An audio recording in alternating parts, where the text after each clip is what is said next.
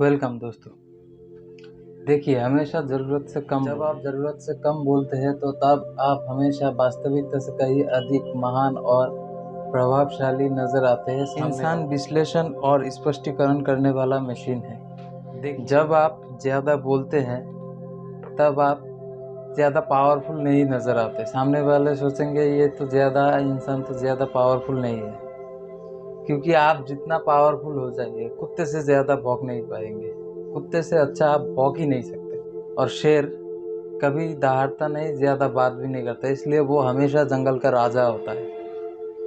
हमेशा याद रखना है, कुत्ता बनना है या शेर।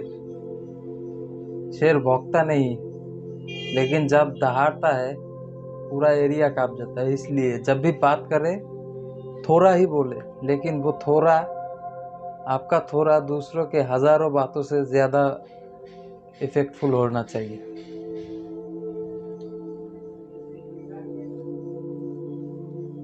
देखिए, एक कहानी सुनाता हूँ आपको। आज से तकरीबन 1825 की बात है, जब निकोलस प्रथम जब अपने सिंहासन पर बैठे, तब उनके खिलाफ बैठते ही बगावत शुरू हो गई, विद्रोह शुरू हो गया। वो विद्रोह इतना बड़ा विद्रोह था कि उस विद्रोह का नाम पड़ा दिसंबर का विद्रोह। ये विद्रोह इतना बड़ा विद्रोह था कि इसमें खाली लोगों को भड़काया जाता था, भड़काकर राजा के विरुद्ध खड़ा कर दिया जाता था। इसलिए राजा ने एक बार अपने सेना को आदेश दिया कि इस विरोधी दल के नेता को पकड़कर लाओ। और इस विरोधी दल के नेता का नाम था कॉनरेड रोयलेव। रोयलेव ने यह विद्रोह दिसंबर के महीने में शुरू किया था, इसलिए इस विद्रोह का नाम था दिसंबर का विद्रोह। यह विद्रोह इतना पावरफुल था कि इससे लोगों को मौत भी आ रही थी। बहुत सारे लोग मारे भी गए इस विद्रोह के चलते। और इस विद्रोह का मोटिव ये था कि रूस में यूरोपियन कंट्री की तरह डेवलपमेंट नहीं है, बड़े बड़े इमारतें नहीं है, बड़े बड़े औद्योगिक काम नहीं है, इसलिए ये विद्रोह शुरू हुआ था। इसलिए राजा ने बाकी लोगों को ने इस विद्रोह पार्टी के नेता को पकड़ के लाए, जो भड़काता था, उसे पकड़ के अपने सामने पेश किया और बोला कि तुम ये विद्रोह क्यों कर रहे हो। तो तब रोयलेव ने बोला कि आप ज़्यादा डेवलप नहीं कर रहे हो हमारे देश में। यूरोपियन कंट्री में बड़ी बड़ी इमारतें हैं, रूस में क्यों नहीं है।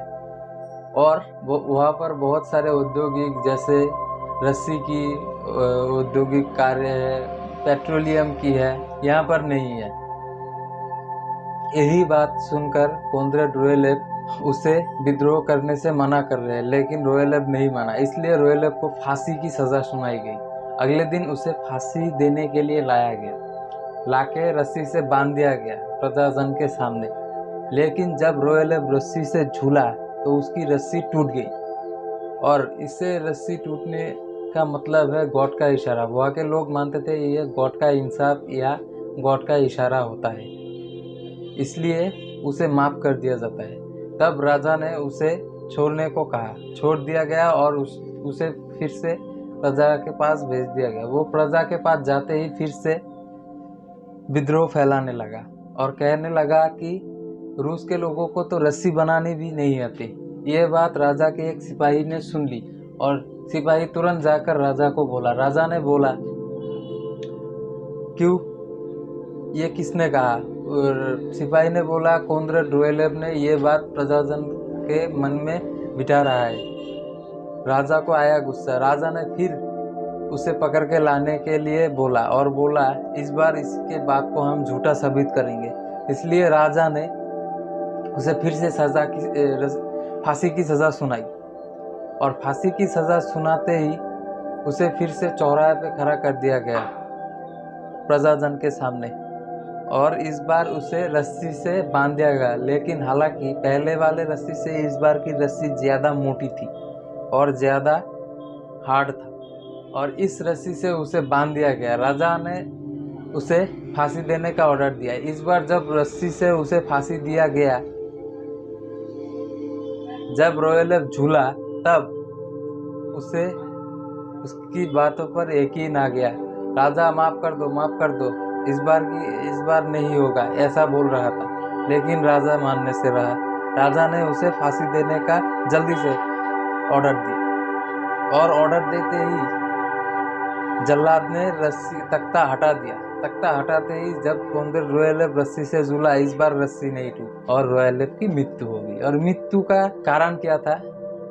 उसका मुंह, उसका बरबोलापन। इसी बरबोले के पन के वजह से ही वो अपनी मौत की तरफ बढ़ता गया और मौत ने उसे गले लगा ही लिया।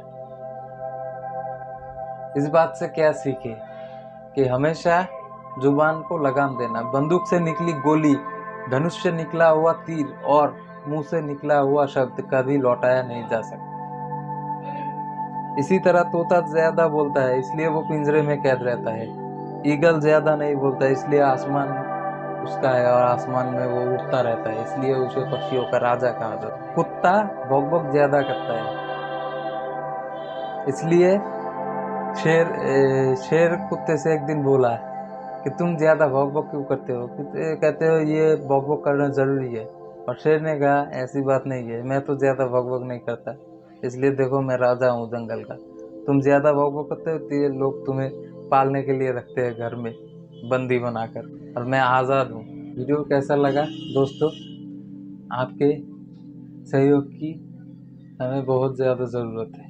आपके लाइक और सब्सक्राइब के बिना हम लोग कुछ नहीं है, इसलिए वीडियो अगर पसंद आए एक लाइक करना और जय हिंद।